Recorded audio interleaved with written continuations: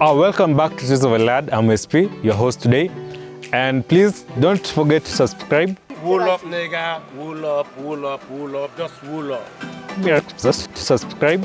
Don't forget to comment and share.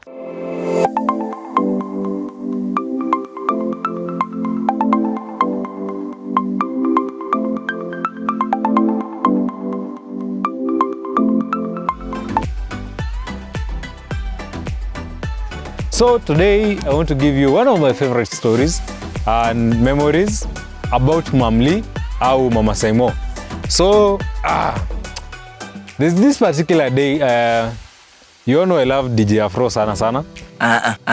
And I used to outsource finances from my mom's wallet so that I can go and watch Afro. Then whatever I saw in the movie, my mom could show me in action jioni.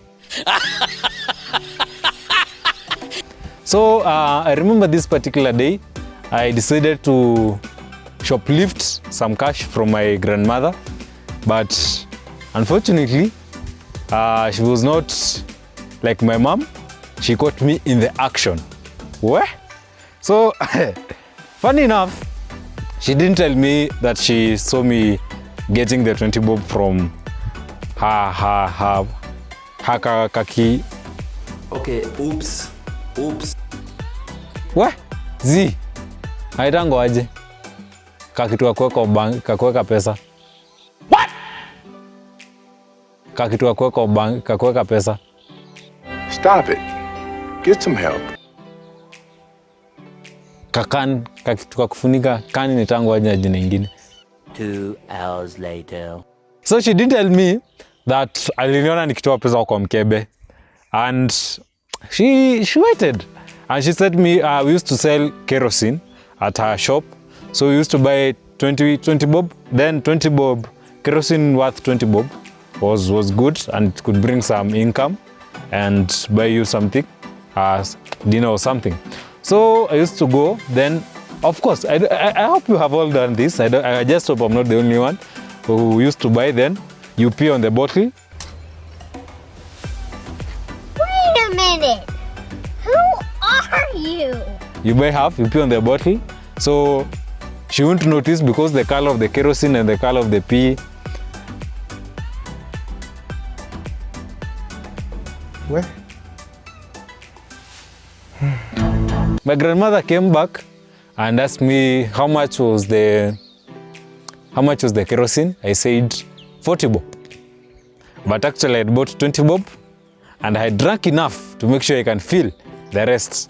So it was 40 bob from the kerosene, 40 bob from me. Damn! But one of my uncles, Mtiaji, EP, aka Enemy of Progress, had seen me and buy 20 bob worth kerosene. So I told my grandma, and my grandma had to take action because the law must be upheld. So it was around 8 p.m. I'm sitting, of course she was my best friend, still miss her. So we are sitting in the kitchen, napuliza moto, talking about very many stories. Then she asked me again, okay, that means how much did you spend on kerosene? And I said 20 bob. Oh my God! Wow! But then she started, the pickup lines of our parents when they want to give you a good beating. I am the one, the way your son don't need. So you think our avocado trees nowadays, they give us money, not avocados. Actually, I'm about to buy you the whole of Kenya. I'm so rich.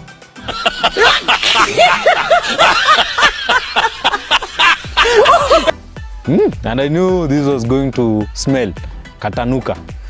And yes, it happened. But I was so quick to act by the way. Me and Pablo, I was tiny, so if I know it will smell, I used to wear a mask and disappear. Anyway, I ran out and she didn't chase me either way. she was wise and she knew that I had nowhere else to go. But funny part is, I'm always someone who stand by what I believe in, and that day I believed I won't be beaten, and I stood by it. So I didn't go back, and I slept outside. I went and dug. Okay, we have this kashamba up our home. I dug a very good hole. I think I was so good in, it's not agriculture, I don't know. And I slept there. It was Wool up, nigga. Wool up, wool up, wool up. Just wool up. it was warm, but then of course good things don't last. So the warmth ended up, is it disappearing or something? And the cold was taking the better part of me. And I decided no, I would sleep outside. So we used to have this bathroom outside our home, and I decided to go sleep there. So I entered in the bathroom and we used to lay some stones. You can see I love stones. I'm not a stoner though. And I sat on that stone. Then one of our neighbors, these people, and a girl went to help herself outside, and she switched on the lights. And I knew, it's about time to be awake. So I thought it was around 6, so I went and knocked at my mom's bedroom. Of course, I'm a mama's boy, so my mom, of course, could have responded. I know no man can sleep when their son is outside. I was very sure of that. I was very sure I was not the only one who was not sleeping. So I asked her, Mom, please open and go to my room, take my uniform, it's on my box, take my books. I used to have a kagunia where I used to carry my books on, then pass me through the window. Though the compassionate mom decided that should open the door and let me in so that I can go to sleep. Sometimes listen to your kids. That was a death trap. Because my room used to have this door which used to cry. I don't know if there's any other better word to explain it. It was a snitch. Because when I locked it, it made this obnoxious loud voice which no one could, like, my grandmother had to wake up.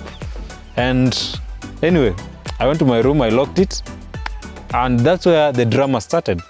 Because my grandma, okay, something I should tell you about my grandmother, she used to have this condition where when she was angry, she used to be temporarily mentally ill, if I'd say that, and she used to act like a real maniac, but we loved her because she loved her more.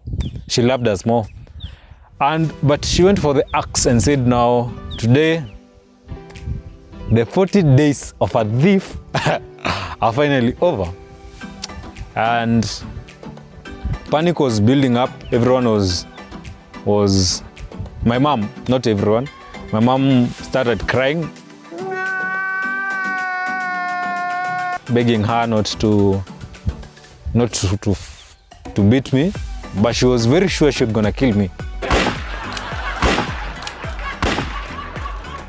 And understand, everyone knows that this is a mentally challenged person. She has an axe on her hands and she's coming for me. And actually, I believe what a man can do better. Because the yell I made, I don't believe there's any woman who have ever made such a yell.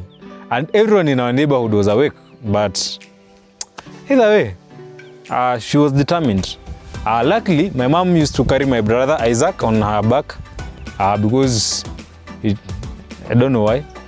She was already having him. I think we were planning an escape plan together. I didn't know about that. Anyway, long story short, I got to escape. After all, I told you I'm determined. I was not to be beaten that day, and I was not beaten by anyone.